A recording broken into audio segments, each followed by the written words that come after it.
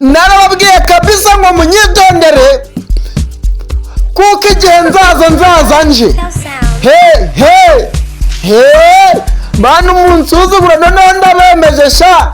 Nuko yererererere. Nababwiye ngo igihe nzaza nje. Ngaho se niba uzi kubyina nawe byina y'amapiyano sha. Igihe nzaza nababwiye ngo nzaza nje. Ninjye Kibare TV.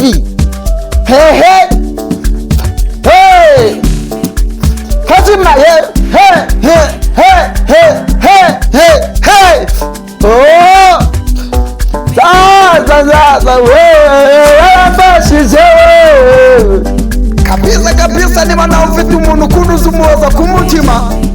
If you like Kibare TV, mukurikiye buri munsi kandi umufolowing. Ibikorwa bye kandi nawe niba ubikunda bikwirakwiza ku bantu benshi bagiye batandukanye.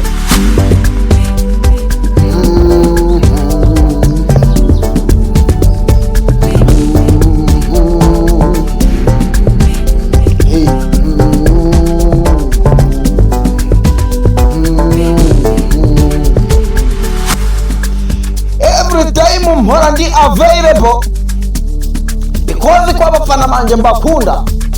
Niba uri nawe uri mushyashya nunga kabisa, remember to follow it and click on the button of subscribe kugira ngo ibintu byose tuzabigeneho kandi neza cyane. Ibintu byose tugenda dukora tugenda tubikesha mwebwe kandi tubikurikiza kuri mwebwe. Every time muzadukurikira kandi mukadufollowinga, ndakeka ko ibintu byacu bizagenda bigera kure. Ni Kibare TV ndabakunda nk'ibisanzwe, mbahoza ku mutima, isebo ni heart. Kabisa, remember to follow it and click on the button of subscribe.